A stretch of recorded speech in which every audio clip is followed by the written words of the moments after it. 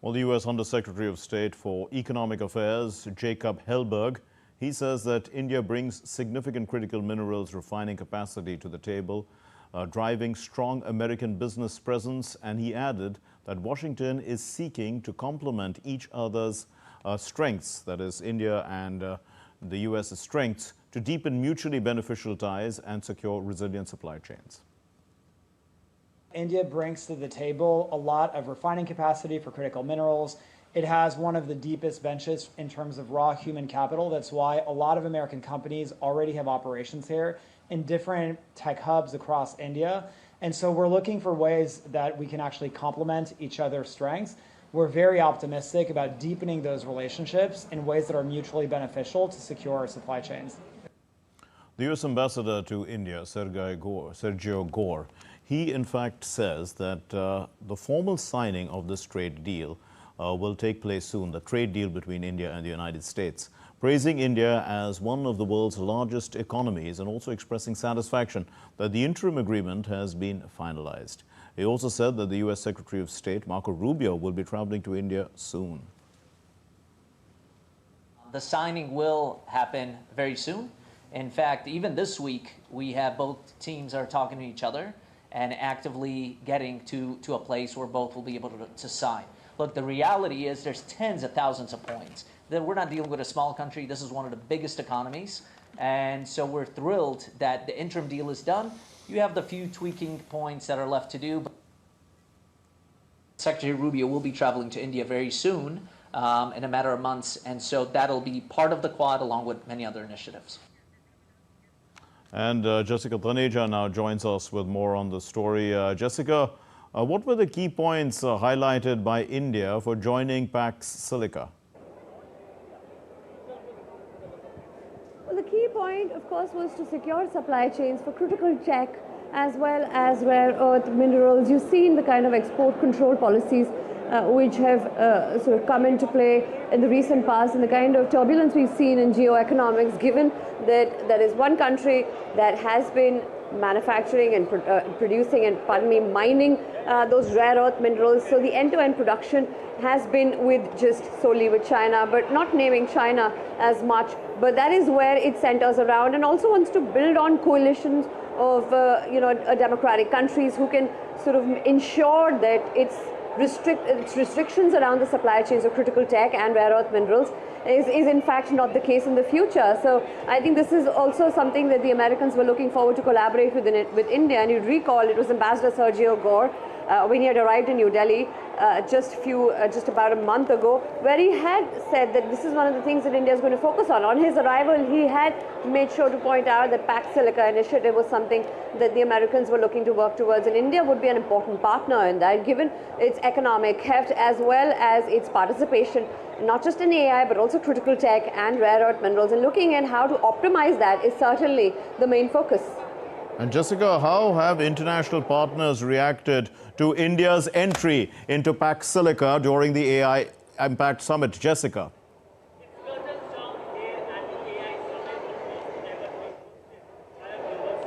Well, at this point, there has only been a consideration or an announcement with America. At least I haven't been able to gather information around what the other countries have been thinking. It was just been about an hour. I don't think I have been able to sort of get any reactions here. We haven't seen much of the reactions from other countries, but I'm sure the acceptance is quite out there, because these are the kind of countries that are going to build coalitions in the future, given the kind of critical tech and its weaponization that we've seen in the recent past. So we haven't heard from any other country yet on how they react to India joining the Pax Silica, but that was something that was already given, and India continues to pursue its own autonomy and its own policy when it comes to its own energy, not just its energy needs, but also critical and rare earth minerals, which have become very important to any kind of infrastructure, not just AI, but also the complete digitization that depends on it. We leave it there. Thank you very much, Jessica Taneja, for joining us. And to put this all into perspective, we have with us Professor Rahul Mishra from the School of International Studies at JNU. He's also joining us live. He listened in to our conversation with Jessica as well. Professor, tell us, how does Pax Silica strengthen global supply chains for AI, semiconductors, critical minerals, and what role does India play in this ecosystem? Well, Pax Silica is driven by this concern that China has been not only trying to monopolize REE, rare earth elements, but also the technology. They are unwilling to share either the minerals or the technology with partners. And we in India have seen past 3 months that how these technologies and rare earth minerals have not been supplied to Indian companies. The restrictions are more stringent, and Indian companies also had to sign a kind of agreement that these resources coming from China will not be used for defense purposes. So countries are worried about China's moves when it comes to semiconductor technology, rare earth minerals, and emerging critical technologies. Pax Silica provides an alternative to countries across the world. India is the 10th member in Pax Silica, to all these countries to make a resilient, open, and transparent system in building, in fortifying their capacities and capabilities in the AI sector and acquiring rare earth minerals. So I think looking at the broad base of countries that you have as which are part of Pax Silica, it tells us that it is going to be a mechanism, a AI supply chain mechanism, which not only deals with minerals but also technology, the know-how, the semiconductor design, chips design and fabrication, as well as the supply of it across continents. Right, Professor And this Mishra, is based yeah. on countries that are in favor of an open, transparent, and free trade system. Indeed. So that's in the larger context. But India has, after all, got a domestic AI and semiconductor, these missions. And India is putting in about 90,000 crore rupees into these missions. So will this Pax Silica alignment also accelerate India's, technological ambitions? Absolutely. I think the agreement getting signed while the AI summit is still on, AI Impact Summit is still on, tells us a lot about how the US is looking at India as a potential partner.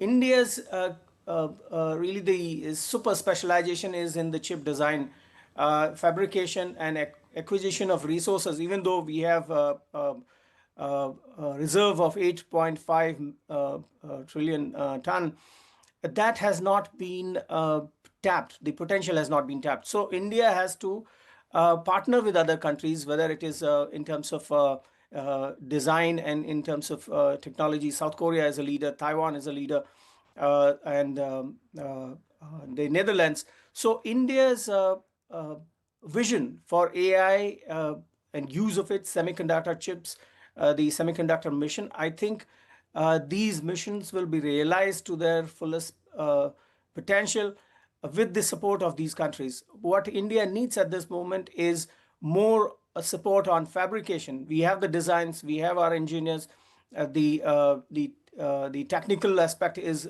pretty good, but in terms of fabrication, in terms of acquiring resources, rare earth elements, I think Australia's support is very important there. So with this partnership and cooperation amongst these 10 countries, India's AI and semiconductor mission, I believe, is going to fructify and reach its fullest potential. So you have actually touched upon some of the geopolitical implications for India joining Pax Silica.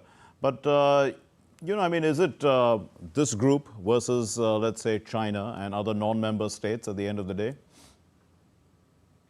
Well, it is not an anti-China club. It is, but it is definitely a club that believes in a fair and open and transparent mechanism that is based on open and liberal trade.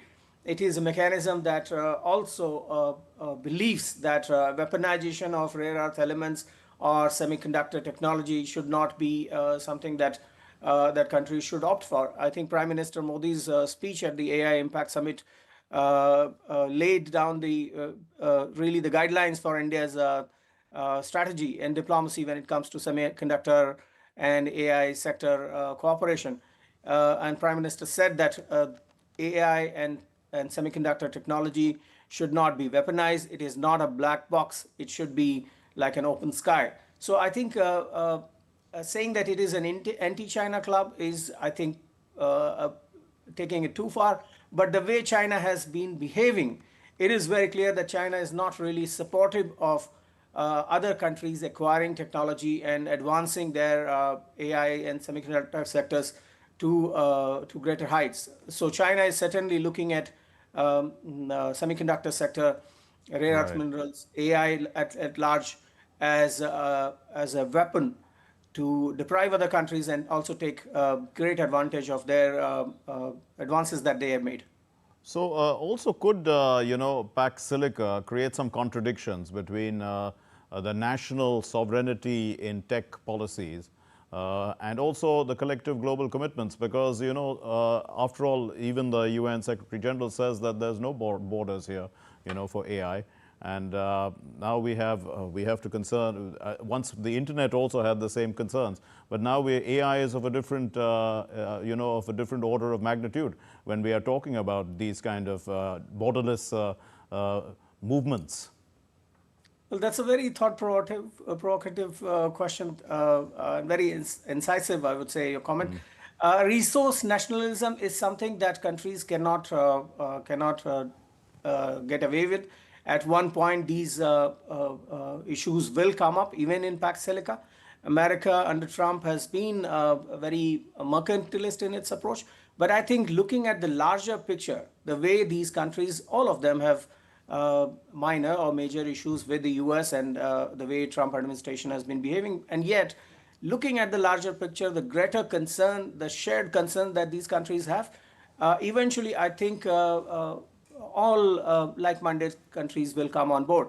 Whether the United Nations is able to lead this initiative and make resource acquisition and emerging and advanced technologies accessible to all is something that is still under question. I think it will take us another 2-3 decades when countries across the globe reach this consensus that yes, AI and semiconductors, the emerging technologies should be accessible to all countries, regardless of their economic position, regardless of their alliance mechanisms, and regardless of their capacities to acquire or develop these technologies. So I think that time is really far from us at this moment. No, but are there any risks of fragmentation in global AI governance because of Pax Silica? Because I mean, at the end of the day, these countries have their democracies, they have certain freedoms, and but even within them, there are also some which have stricter rules, like let's say the EU against the US, which is more liberal. And then how would you look at this contents of the companies which are involved with AI, because after all, they have to go across all the entire world. I mean, I'm looking at a big picture where we are seeing perhaps, not a multipolar, but poles being developed, which are certain more liberal versus more controlled. Look, this is the beauty of plurilateral and minilateral initiatives. Not really comparable with Quad, but minilateral mechanisms, plurilateral mechanisms, plug the gap that exists in multilateral international systems. So Pax Silica, in that sense, aims, and I'm sure it will help plug those gaps that exist in global AI governance. Now, whether these countries should give away their privileged position, their advantageous position, I don't think so. They will be at the helm, they will be at the leadership position, these 10 countries, maybe more in times to come. And then based on their experience in dealing with the challenges posed by China and other countries, they will advance their economies based on AI and emerging technologies. And yes, at one point, global governance will also figure in. We must not forget that MNCs, of course, multinational corporations, are at the front and center of these technologies, but they exist within the territorial sovereign boundaries of nation states. And governments, as we are already noticing, governments are posing restrictions. They are trying to clip the wings of these companies, which are going really overboard in terms of how these technologies are to be used by common people and what are the potential damages that citizens of these countries might incur. Social media restrictions are already in place in Australia, India just this month put some restrictions. Europe is considering it. France is considering it. So nation states will pose restrictions on MNCs as to how they operate, how they store their data, how they use the data that is stored. So all these restrictions will come at one point. I think the securitization or making AI technology, and if I may include the wider social media platforms, the emerging platforms, this element of governments controlling or tightening their control will come at one point. This is the time when MNCs and even small companies are growing. They are showing as to how powerful they are and what roles they could play in boosting economies across these countries. So in case of India also, there will come a point when government will have a national policy on how AI technology and how these companies have to operate, and globally also. So I think these are things that happen in a gradual manner. Okay. So I think next. So it's early days, but anyway, we've covered some ground. Thank you very much, Professor Rahul Mishra, for joining us and putting things into context.